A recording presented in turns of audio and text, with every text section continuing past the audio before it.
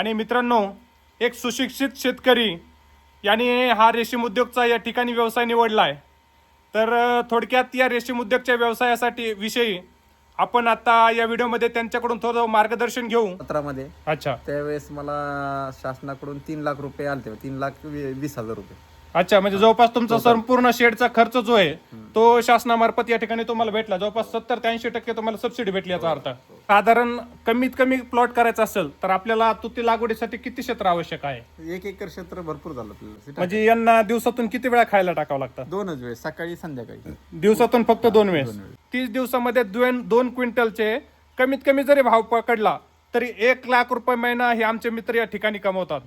शेतकरी मित्रांनो नमस्कार. मातीचा वारसा या आपल्या मराठमोळा यूट्यूब चॅनलमध्ये तुमचं सर्वांचं स्वागत आहे. नमस्कार. तर माझ्यासोबत माझे मित्र, बालपणीचे मित्र या ठिकाणी मच्छिंद्र कद्रे आहेत. तर मित्रांनो, मी आज त्यांच्या या रेशीम उद्योगाला भेट देण्यासाठी या ठिकाणी आलो होतो. अतिशय छान असं रेशीम उद्योगचा प्लॉट त्यांनी या ठिकाणी डेव्हलप केलेला आहे. आणि मित्रांनो, एक सुशिक्षित शेतकरी याने हा रेशीम उद्योगचा या ठिकाणी व्यवसाय निवडला आहे. तर थोडक्यात या रेशीम उद्योगच्या व्यवसायासाठी विषयी आपण आता या व्हिडिओमध्ये त्यांच्याकडून थोडं मार्गदर्शन घेऊ आणि एक थोडक्यामध्ये रेशीम उद्योग कसा करायचा याविषयी आपण माहिती जाणून घेऊ. तर मत्सू भाऊ, तुमचं माझ्या या मातीचा वारसा चॅनलमध्ये स्वागत आहे. तर सर्वप्रथम मी तुम्हाला विचारू इच्छितो की हा रेशीम उद्योग जर करायचा असेल तर या ठिकाणी सर्वात अगोदर काय आवश्यक आहे? तर नमस्कार. या रेशीम उद्योगासाठी सर्वप्रथम महत्त्वाचं म्हणजे आपल्या शेतात तुती लागवड करणे आवश्यक आहे. कारण त्यांचं खाद्यच तुतीचा पाला असतो. त्यामुळं सर्वप्रथम तुती लागवड करणे, नंतर मनरेगा किंवा याच्या अंतर्गत आपल्याला अनुदान भेटतं. बरं, आता तुती आपल्याला जर एक साधारण कमीत कमी प्लॉट करायचा असेल तर आपल्याला तुती लागवडीसाठी किती क्षेत्र आवश्यक आहे? 1 एकर क्षेत्र भरपूर झालं आपल्याला. 1 एकर क्षेत्राचा पाला जर आपल्याकडे असेल तुतीचा तर या ठिकाणी आपण किती आळ्या संगोपन करू शकतो? 1 एकर पाल्यामध्ये आपण जवळजवळ 200 अंडापुंजी आपण संगोपन करू शकतो. आणि ते 3 महिन्यात कटिंग केल्यानंतर 3 महिन्यात परत तेवढा पाला आपणास, म्हणजे आपण थोडक्यात 3 महिन्यामध्ये एक रेशीमचा लॉट घेऊ शकतो. बरोबर. आणि हा रेशीमचा लॉट जर घेताना सर्वप्रथम आपल्याला या ठिकाणी पाहू शकता एका अशा प्रकारे एक शेडची आवश्यकता आहे. तर शेड विषयी थोडक्यात आपण जाणून घेऊया की हे शेड बनवण्यासाठी तुम्हाला साधारणतः किती खर्च आला या ठिकाणी? शेड बनवण्यासाठी साधारणतः 3.5 लाख रुपये खर्च आला मला पूर्ण. अच्छा, 3.5 लाख रुपये. हा हा. आणि याच्यामध्ये तुम्हाला 3.5 लाखामध्ये काही शासकीय अनुदान भेटलं का या शेडसाठी? शासकीय अनुदान भेटलं, पण रोजगार हमी अंतर्गत आपले 1.5 लाख रुपये रोजगार हमी अंतर्गत भेटले आणि बाकी टप्प्याटप्प्याने कॅश आले. अच्छा, म्हणजे सुरुवातीचा टप्पा तुम्हाला 1.5 लाख रुपयाचा रोजगार हमी मार्फत भेटला. तर संपूर्ण या शेडसाठी 3.5 लाख रुपये तुम्हाला खर्च आला. आणि शासनाकडून तुम्हाला याच्यासाठी किती भेटतात एकूण जर टोटल विचार केला? एकूण टोटल विचार केला, ज्यावेळेस मी शेड बनवलं 2016-17 मध्ये. अच्छा, त्यावेळेस मला शासनाकडून 3 लाख रुपये आलते, 3,20,000 रुपये. अच्छा, म्हणजे जवळपास तुमचा संपूर्ण शेडचा खर्च जो आहे तो शासनामार्फत या ठिकाणी तुम्हाला भेटला. जवळपास 70-80% तुम्हाला सबसिडी भेटली याचा अर्थ. 3.5 लाख खर्च झाला, त्यापैकी 3 ते 3.25 लाख रुपये तुम्हाला यामध्ये लागवडीसाठी पण आले असतील ना? म्हणजे संपूर्ण एकत्र मिळून तुम्हाला तेवढी रक्कम मिळाली या ठिकाणी. लागवड असेल, शेड असेल, सर्व याच्यामध्ये तुमचं सर्व या ठिकाणी या शेडचं नियोजन आणि रोप लागवड वगैरे सगळे झालेली आहे. तर आता दुसरी गोष्ट, याचे जे अंडाकोश वगैरे असतात हे तुम्हाला कुठून भेटतात आणि याच्या किती खर्च येतो अंडे जर घ्यायचे असतील तुम्हाला? अंडे आता ते अंडे बनवण्यासाठी आता चॉकी भरपूर प्रमाणात झाले आहेत. अच्छा, त्यामुळे अंडेचं अन्न म्हणजे एवढं सोपं, म्हणजे त्याला खूप काळजी घ्यावी लागते. लहान लेकराप्रमाणे ते अंडे उबवणे, ते तयार करणे, छोटेपणी संगोपन करणं अवघड असतं. त्यामुळं आम्ही डायरेक्ट 2 मोल्ट बसल्यानंतर दुसऱ्या मोल्टमध्ये आम्ही डायरेक्ट चॉकीमध्ये अंडापुंजी घेतो, आपले रेशीम किडे घेतो. अच्छा, ट्रे मध्ये येतात ते अशा. हा हा हा, डायरेक्ट रेशीम किडेच घेतो रेशीम किडे घेतो डायरेक्ट. हा हा हा. बरं, ते रेशीम किडे विकत घेताना आता तुम्ही रेशीम किडे आणून तुमचे इथे टाकले तर सर्वप्रथम काय करावं लागतं या ठिकाणी? असं हे तुतीचं बेड करावं लागतं का अंडे टाकण्यासाठी? हे रेशीम किडे ट्रे असतात असे हा हा हा प्रकारचे. हा हा हा.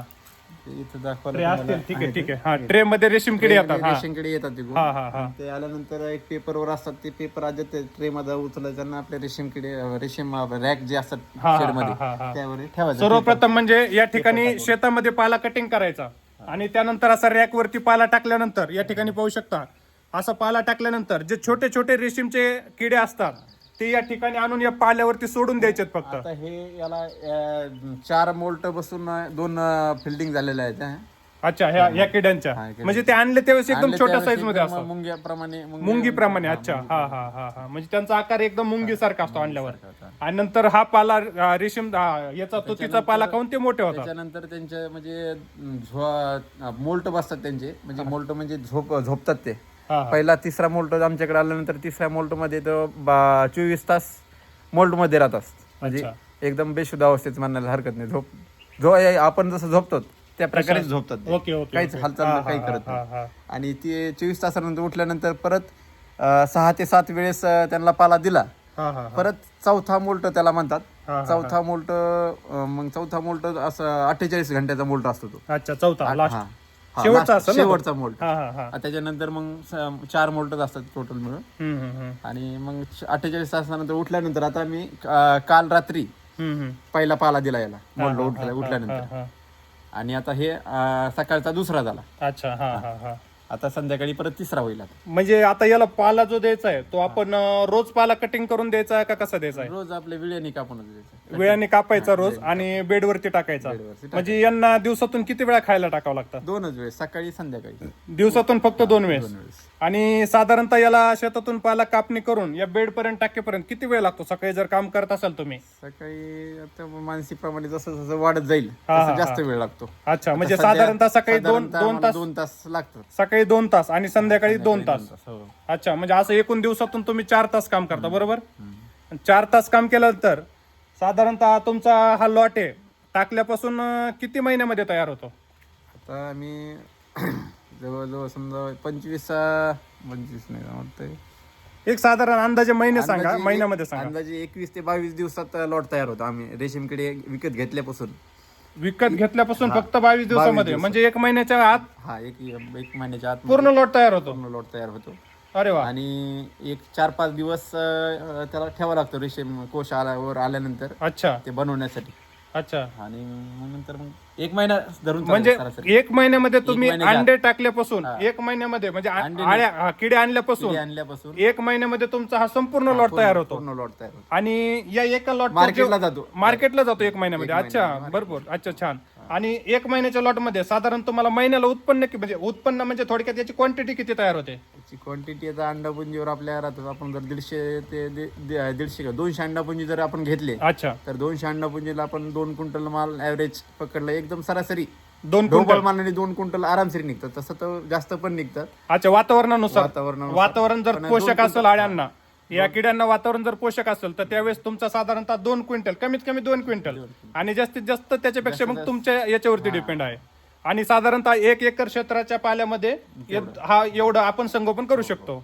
तर या ठिकाणी प्रति क्विंटल तुम्हाला मार्केटला भाव काय भेटतो? कमीत कमी आणि जास्तीत जास्त, किंवा एक सरासरी भाव सांगा. सरासरी भाव पाहिलं तर 50,000 रुपये सरासरी भाव भेटतोच. पण जर समजा बऱ्यापैकी जर समजा थंडीच्या दिवसात आहे, थंडीच्या दिवसात मावचर जास्त प्रमाणात निघतं त्याला.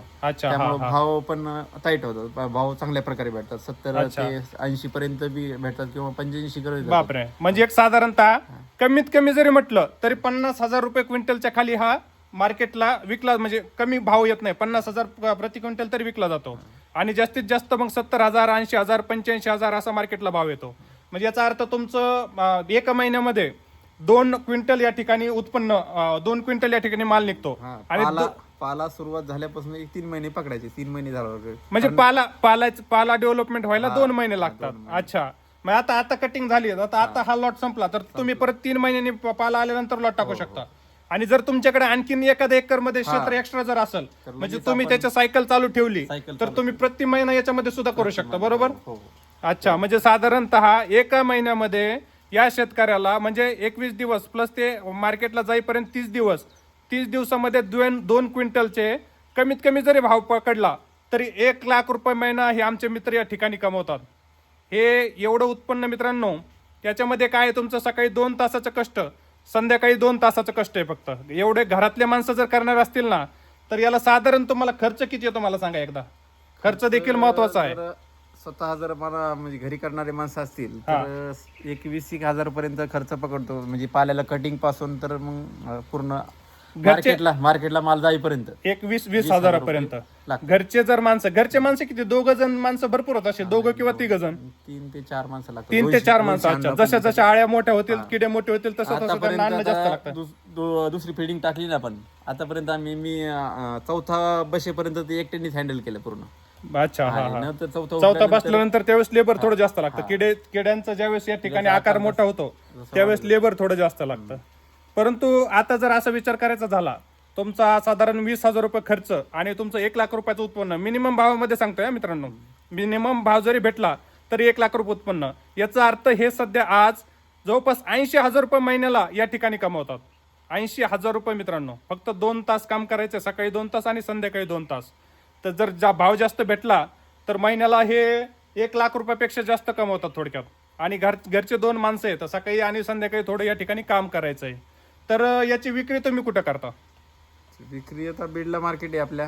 हा हा हा. बीडला चांगल्या बीड असेल म्हणजे जवळपास आता रेशीमचं बहुतेक मला तरी असं वाटतंय सरकारने सुद्धा खूप मनावरती घेतल्यामुळं सर्वत्र याचे व्यापारी आहेत, सर्वत्र याचं मार्केट आहे आणि मार्केटला सुद्धा व्यवस्थित तुम्हाला या ठिकाणी भाव भेटतोय रेशीमसाठी. गाडीची जर भरती असेल तर व्यापारी पण येतात माल बघायला, ऑन दी स्पॉट माल पाहायला. अच्छा, हा. आता आपल्या गावामध्ये जर विचार केला तर आपल्या गावामध्ये किती शेतकरी या ठिकाणी आता तुतीचा व्यवसाय करतात सध्या? आपल्या गावामध्ये आता जवळ समजा 25 ते 30 जण आहेत सध्या. 25 ते 30 जण व्यवसाय करतात. अच्छा, चांगलं उत्पन्न पण 25-30 जण असेल तरी. आणि दुसरी गोष्ट, आता याच्या जर याची मर किंवा याच्यावर येणाऱ्या रोगाविषयी एक थोडक्यात माहिती सांगा.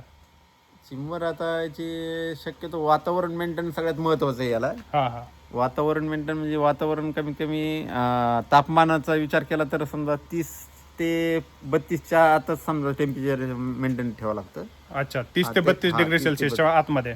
त्याच्या जर वरती गेलं तर समजा तर प्रॉब्लेम येऊ शकतो. आणि जास्त थंडी असेल किंवा जास्त थंडी जर असेल तर थोडी उभं बी द्यावं लागते, जास्त थंड बी जमत नाही. जास्त थंड जमत नाही आणि जास्त गरम पण जमत नाही. म्हणजे एक जास्तीत जास्त 32-33 टेम्परेचर पर्यंत समजा ठीक आहे. म्हणून या ठिकाणी तुम्ही पाहू शकता यांनी सर्वत्र काय केलं, अशा प्रकारच्या ग्रीन नेट लावल्यात आणि ग्रीन नेट लावून त्याला जे साईडनी काय केलेलं आहे, आपलं जे ठिबक असतं, ठिबक सिंचन, तरी ते या पाठीमागे त्यांचा एक हौद आहे आणि हौदामध्ये त्यांनी जो आपला याचा पंप असतो फवारणीचा, त्याच्या ज्या मोटर असतात तर त्याला हे करून बॅटरीवरती जोडून सोलारच्या पाठीवरती जोडून या ठिकाणी त्यांनी असं ठिबकचं या ठिकाणी राऊंड केलेलं आहे संपूर्ण याला. आणि हे जे वरती पत्रे आहेत तर टेम्परेचर, आता सध्या उन्हाळ्याचे दिवस आहेत त्यामुळे टेम्परेचर मेंटेन करण्यासाठी यांनी काय केलं, त्या पत्र्यावरती स्प्रिंकलर टाकलेले आहे जेणेकरून पत्र्याची हीट कमी होईल आणि आतमध्ये गारवा राहील. अशा प्रकारे यांनी संपूर्ण साईडनी ठिबक बांधलेलं आहे. त्या ठिबकचे ड्रॉप या हिरव्या शेड नेटवरती पडतात आणि एक नैसर्गिक कूलर या ठिकाणी तयार होतंय. मित्रांनो, अतिशय कमी खर्चामध्ये ही यांनी केलेली किमया आहे की आतलं टेम्परेचर एवढं बाहेर ऊन असून हे आत मेंटेन करतात. आणि या ठिकाणी यांचं म्हणणं आहे, मी आल्यावर सर्वप्रथम विचारलं यांना की ह्या तुम्ही एवढ्या जाळ्या आणि एवढं या ठिकाणी पॅक का केलेलं आहे, तर याच्याविषयी थोडक्यात विचारू आपण त्यांना. तर तुम्ही हे ज्या जाळ्या वगैरे बसवल्यात तर एवढं पॅक का केलं? तुम्ही एक मला सांगितलं माशीविषयी, तर त्या माशीचं काय तुम्ही या ठिकाणी सांगू शकता? ती माशी म्हणजे उजवी माशी म्हणून यासाठी एकदम घातक आहे.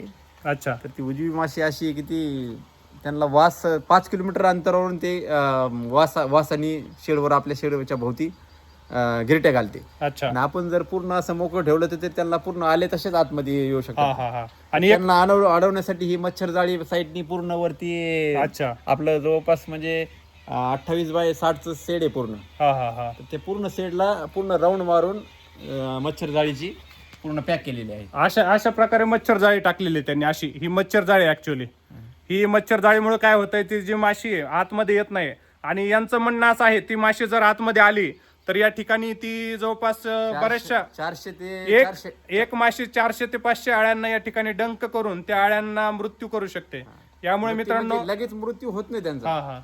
ती जवळपास 8 ते 10 दिवस आली राहती.